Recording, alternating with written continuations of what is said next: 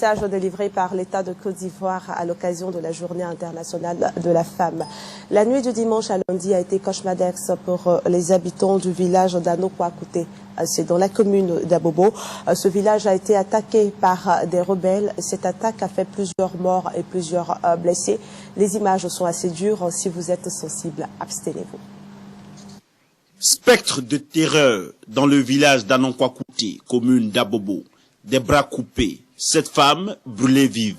Selon les témoignages recueillis, d'autres victimes encore ont carrément été égorgées et leur corps sans vie évacués avant notre arrivée par les services de pompes funèbres. Ce désastre, qui s'apparente à un génocide, a été commis dans la nuit du dimanche à lundi par les rebelles et terroristes du commando invisible se revendiquant du camp Ouattara. Ils sont arrivés dans ce village ébriés en pleine nuit et sans opposition aucune, ils ont perpétré ces crimes crapuleux. Mon passage, j'ai vu des personnes égorgées, je suis à bout portant, les maisons brûlées, je suis brûlé partout, tout ça était ciblé.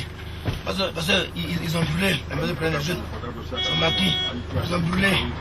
Et pour la paix, ça, la maison du village, depuis hier, 3 h du matin jusqu'à maintenant, je compte vraiment sur les dirigeants de Côte d'Ivoire.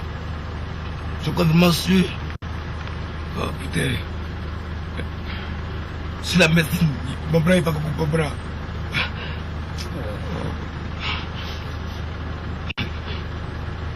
Ils ont commencé à casser les portes. Et ils disent qu'ils sont venus chercher les arbres. Ils nous ont fait sortir. Parce qu'ils étaient sortis. Ils ont cassé toutes nos portes. On est sortis. Et ils m'ont demandé. Et où sont cachés les arbres? Je dis, je ne connais pas où sont cachés les arbres. Donc à ce moment, ils m'ont fait coucher, ils m'ont déshabillé, ils m'ont fait coucher à terre. Donc il y a un qui a tiré une balle. Une balle là. Il a tiré une balle à 12 canons sciés. Bon, ceux-là, ils ont piqué le couteau, un long couteau, ils ont piqué, traversé, piqué à terre. Donc il me dit, tant que je ne les monte pas là où se trouvent les fusils, ils vont me tuer. À l'heure actuelle, les personnes vulnérables, notamment celles du 3e âge et les tout-petits, sont évacuées par les autorités militaires dans des zones plus sécurisées. Le gouvernement de la République de Côte d'Ivoire s'indigne encore une fois devant de tels actes ignobles. Malgré cela,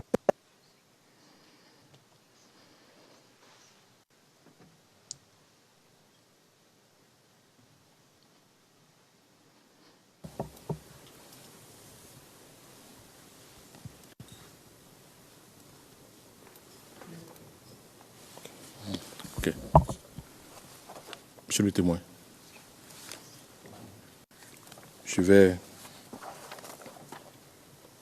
vous ramener à une partie de votre déclaration faite devant les enquêteurs du bureau du procureur et après je vais vous poser une question qui a un rapport avec cette vidéo.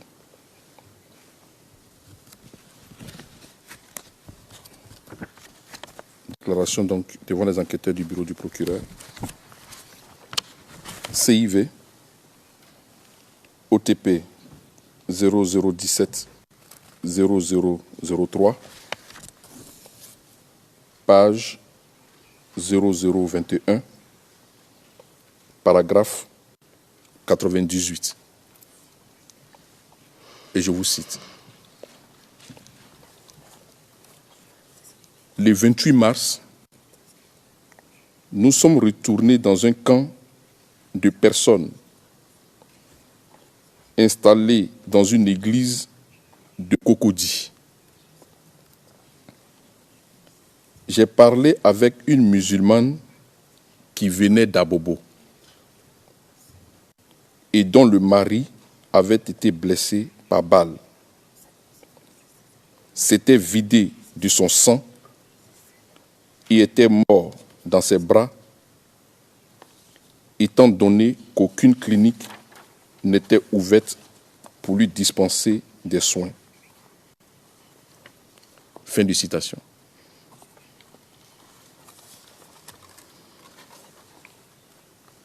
Monsieur le témoin, lorsque vous vous êtes retrouvé dans cet endroit, est-ce que vous l'avez filmé?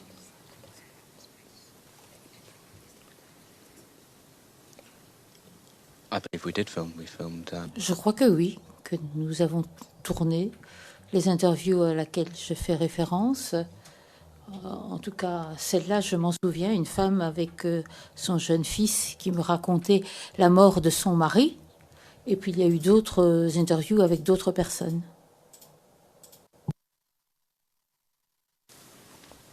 Un instant, s'il vous plaît.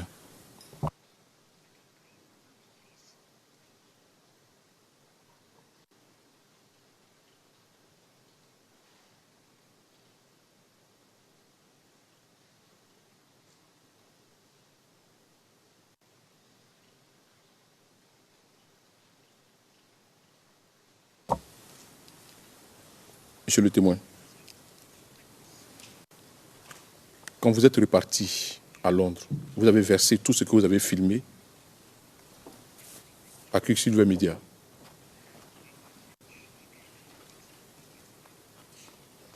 Yes. Oui. La demande faite par le bureau du procureur à cette société, ils nous ont communiqué des roches. Nous les avons analysées et nous ne retrouvons pas, sauf si peut-être le bureau du procureur peut m'indiquer ce point, mais sauf omission de notre part, nous n'avons pas la référence de ce film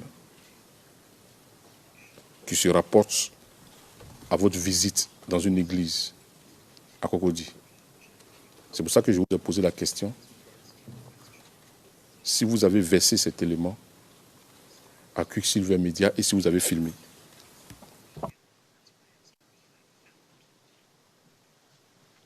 If we filmed it, it would... Si on a tourné, ça a été remis à Quicksilver Media et ça doit se trouver avec tous les autres détails. Je n'imagine pas autre chose comme réponse. Le président, mais vous êtes certain d'avoir tourné? Réponse, oui, oui. J'essaie d'être aussi bref que possible, mais je me souviens de cette situation très clairement. Il y avait une femme avec un fils très jeune au cours de l'entrevue. La caméra était entre mon visage et son visage, mais le petit garçon était entre mes jambes. Il tenait mon carnet et mon stylo et il dessinait sur mon carnet. Et je me souviens qu'à un moment donné, il était un petit peu malade, il avait la diarrhée, sa maman l'a emmené, elle était embarrassée. Et il y avait de la diarrhée un peu partout. C'est quelque chose dont je me souviens très clairement. Le président, très bien.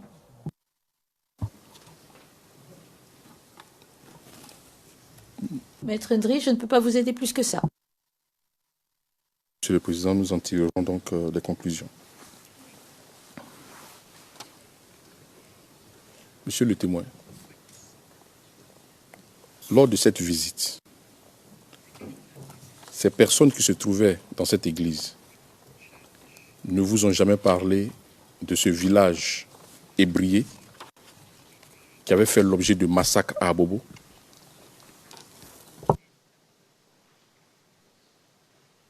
I believe it may have been mentioned. Je pense que ça a peut-être été mentionné.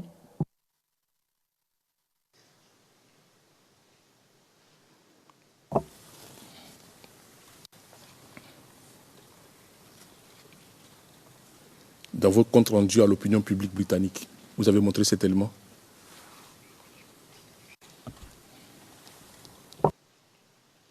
No, that was one of them.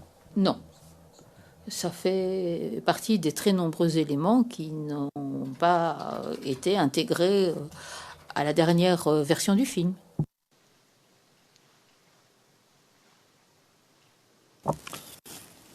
Monsieur le Président, je vais solliciter auprès de votre chambre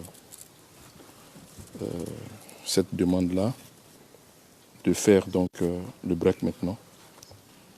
Je vais donc me réorganiser par rapport à ce que vous pouvez donc imaginer et puis nous reviendrons après. Le président, nous pouvons donc faire la pause déjeuner, revenir à 14 heures pour cette troisième séance. On pourrait peut-être prolonger. Nous aurions une séance de 2 heures, le cas échéant.